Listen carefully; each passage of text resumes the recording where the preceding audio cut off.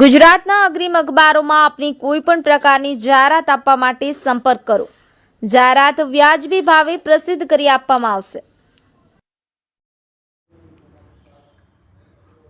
વિશ્વના જ્ઞાનના પ્રતીક રાષ્ટ્ર નિર્માતા ડોક્ટર બાબા સાહેબ આંબેડકર પરની વાંધાજનક ટિપ્પણી સામે ભરૂચ જિલ્લા સમાહર્તાને આવેદનપત્ર પાઠવવામાં આવ્યું। તો દેશના બંધારણના ઘડવૈયા ડોક્ટર બાબા સાહેબ આંબેડકર સામે કથિત વાંધાજનક ટિપ્પણીના સમગ્ર દેશમાં ઘેરા પ્રત્યાઘાત પડ્યા છે કે જે અંતર્ગત ઠેર ઠેર આવેદનપત્ર પાઠવી રજૂઆત કરવામાં આવી રહી છે। જે અંતર્ગત Indian nationalist social action front દ્વારા ભરૂચ જિલ્લા સમાહર્તાને આવેદનપત્ર પાઠવી રજૂઆત કરવામાં આવી છે। તો આવેદનપત્રમાં જણાવ્યા અનુસાર વિશ્વના જ્ઞાનના પ્રતીક બોધિસત્વ ડોક્ટર બાબા સાહેબ આંબેડકર ભારતીય રાષ્ટ્રના ઘડવૈયા સંસદમાં ભારત સરકારના ગૃહમંત્રી દ્વારા અપમાનિત જેવા અનેક ફેશનેબલ શબ્દો આંબેડકર આંબેડકર આંબેડકર અને મનુસ્મૃતિ પર આધારિત સ્વર્ગની પ્રાપ્તિ વિશે વાત કરતા ડોક્ટર બાબા સાહેબ આંબેડકરજીનું નિવેદન કે તેમણે કહ્યું હતું કે હું હિન્દુ ધર્મમાં છું, મારો જન્મ થયો તે મારા હાથમાં ન હતું, પણ હું હિન્દુ ધર્મમાં મરીશ નહીં તે મારા હાથમાં છે। અને 14 ઓક્ટોબર 1956ના રોજ લાખો અનુયાયીઓ સાથે માનવીય મનુસ્મૃતિ આધારિત હિન્દુ ધર્મનો ત્યાગ કર્યો। નાગપુરમાં અને ભારત રાષ્ટ્ર છોડીને મૂળ ધર્મ બૌદ્ધ ધર્મમાં આશ્રય લીધો, જ્યાં સમાનતા, બંધુત્વ, સ્વતંત્રતા અને ન્યાય છે અને પંચશીલ પર આધારિત જીવન શૈલી છે, જ્યાં પુનર્જન્મને સાથે સ્વર્ગ નર્કની કોઈ વાત નથી, જેવું વૈજ્ઞાનિક વિચારધારા પર આધારિત માનવીય ગૌરવ અને માનવતાના હિમાયતી છે। આ બધું સારી રીતે જાણીને ગુનાહિત કૃત્યોના કારણે ગુજરાત રાજ્યની સીમાઓ ઓળંગી ગયેલા ભારત સરકારના ગૃહમંત્રી અમિતભાઈ શાહ સંસદ ભવનમાં જ્યારે એવી વ્યક્તિ બંધારણની 75મી વર્ષગાંઠની ચર્ચા કરતી વખતે ડોક્ટર બાબા સાહેબ આંબેડકર કે જે બંધારણની કટાક્ષ કરીને લખ્યું છે તે જ બંધારણની મજાક ઉડાવવાનો પ્રયાસ ખેદજનક છે।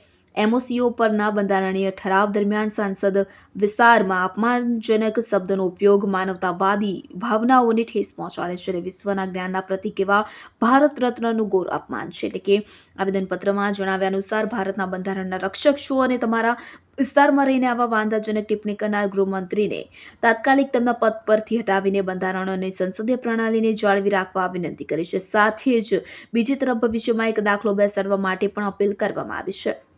આપને જણાવી દે કે બંધારણની તમામ કલમોનો નિષ્ઠા સાથે અમલ થવો જોઈએ અને સાથે જ બંધારણીય અધિકારો હોવા છતાં બહુજન સમાજને શિક્ષણથી વંચિત રાખવાના પ્રયાસો મોટા પાયે કરવામાં આવી રહ્યા છે। વિશ્વની સૌથી મોટી લોકશાહીમાં મણિપુર રાજ્યને અન્ય ઉત્તર પૂર્વીય રાજ્યોમાં આદિવાસી સમાજ પર સતત જુલમ અને અન્યાય અત્યાચારે દેશને શરમમાં મૂકી દીધો છે, પરંતુ આજ સુધી ગૃહમંત્રી ત્યાં શાંતિ સ્થાપવામાં નિષ્ફળ ગયા છે। સમાજને ન્યાય અપાવવા માટે તાત્કાલિક કડક પગલાં ભરશો તેવી વિનંતી તેમાં કરવામાં આવે છે। વધુમાં ઘણા વર્ષોથી દેશના અન્નદાતા ખેડૂતો અને ખેતમજૂરોની ચળવળ તેમજ વ્યવસાયિક માંગણીઓ અને તેમના માટે ન્યાયની માંગ માટે તેમના પરિવારો સાથે શેરીઓમાં ત્રાસ સહન કરીને તેમના બંધારણીય અધિકારો માટે લડી રહ્યા છે।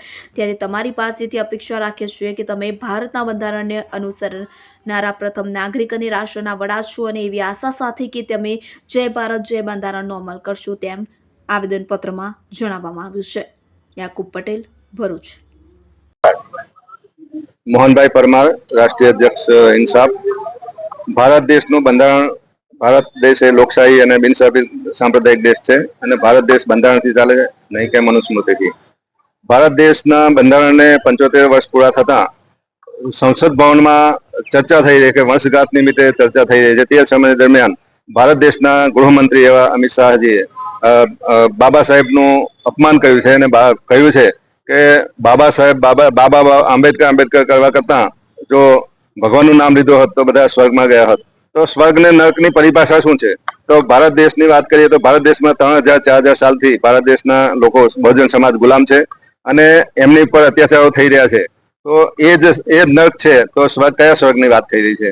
તો ભારત દેશમાં આજે જે બંધારણની અવહેલના થઈ રહી છે તે બહુજન સમાજ કોઈ પણ કાર્ય સહન નહીં કરે અને આ સમયે જે અમિત શાહ ગૃહમંત્રી જે હોદ્દા પર છે એમણે રાજીનામું જ આપવું જોઈએ અને રાજીનામા સિવાયથી કોઈ માફી ખપે એમ નથી।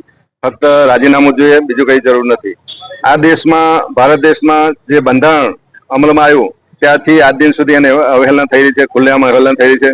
ભારત દેશમાં રોજગારી, બેકારી, બળાત્કાર, અત્યાચાર જે થઈ રહ્યા છે તેની સંસદમાં કોઈ ચર્ચા થતી નથી, પરંતુ સ્વર્ગ નર્કની ચર્ચા થઈ રહી છે, જે ભારત દેશના બંધારણની એમને અવહેલના કરવા માટેનું એક એ છે ઉદાહરણ છે। અને તેઓને બાબા સાહેબ નથી ગમતા અને બાબા સાહેબે બનાવેલું બંધારણ નથી ગમતું। બાબા સાહેબે આપેલા અધિકારો તેનાથી લોકો વંચિત રહે તે માટેનું એમનું ષડયંત્ર છે અને એ કોઈ કાર્ય બહુજન સમાજ સહન નહીં કરે.